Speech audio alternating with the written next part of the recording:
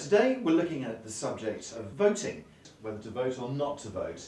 Owen, you have opinions? I do. No way! Yeah, so I'm wearing my opinionated jacket. I think it's a bit of a damning indictment these days that if 62% of the Iraqi people can turn out to vote, you know, in a war-torn country, I could get shot, but I'm going. We go, oh, I've got to go to the polling station.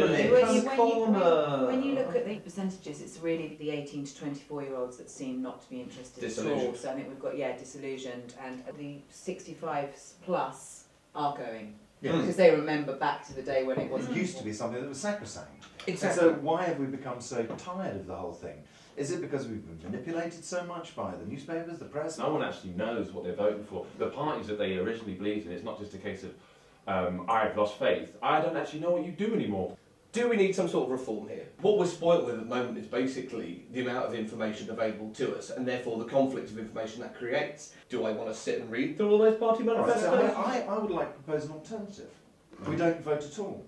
There's a very nice little model that works very well in South America, in Venezuela actually. I think it started in a city called La Paz. They swept aside the two-party system and they created a local borough-based local government where people you knew were running the services. And you could actually go to them and say, my bins are not being collected, why aren't they being collected? I mean, I like the idea of making people answerable. To the electorate. To the electorate. Because I feel that the people I voted for in the last election didn't do what I asked them to do. We see 3 or 4 parties, because they've got the money, the machine behind them to get them out on the platform so everyone sees them. It means the underdogs that might actually have something really good to say, and they don't get heard, they don't get seen. Because they don't have the budget. Because they don't have the budget. Yeah. Ultimately, our businesses are creating our government, is what we're suggesting here. This is why I'm saying that we should have the people making their own ideas. What a wonderful idea. It's to actually have referendums on things that are important to us. To say a legalisation of marijuana, whatever it might be. Yeah, what do people think? Maybe a good idea is, seeing as all the the young people say we're very into picking up the phone and making votes on the phone. We do it Saturday night in the millions. Right. That we should do the referendums on the phone line.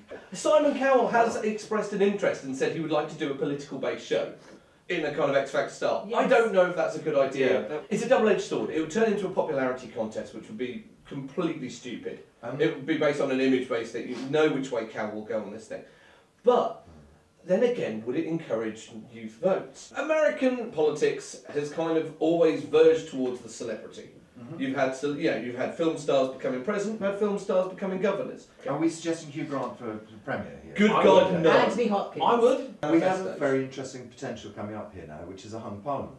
Not enough votes for you to take charge of the entire country yourself. Therefore, you're going to have to create a coalition. True, but it also does put a lot of power in the hands of rubbish politicians. Nick Clegg, the leader of the Liberal Democrats, becomes the most influential man in the country. Should it bring in fresh policies? I don't know. I haven't heard his case. I want to hear it. I also don't like his name, but I looked down the list of people and went, I don't like any of you or any of your policies. Okay, so what do I do? What can I do? So you would like to have a box that says... None of the above. We could force proper referendum, proper change in policies, if we could say we didn't believe in them. Right, okay. I'm actually going to make a suggestion here. What we're going to do is we'll put a poll up on our website. An election, sir? And we'll have our own election. We'll call it an election. We're going to say, vote for Owen, who is a none of the above box on your ballot form. Brewster's Millions. Sophie suggests that we have phone voting referendums to guide our MPs into doing the right thing. basically, you can have all the policies you want as long as it's represented by a clean and good-looking man. And I would like to put my stake in the sand here and ask for a people's forum. So what do you feel about it? Come to the website, come to the forum, make your vote heard on Positive TV.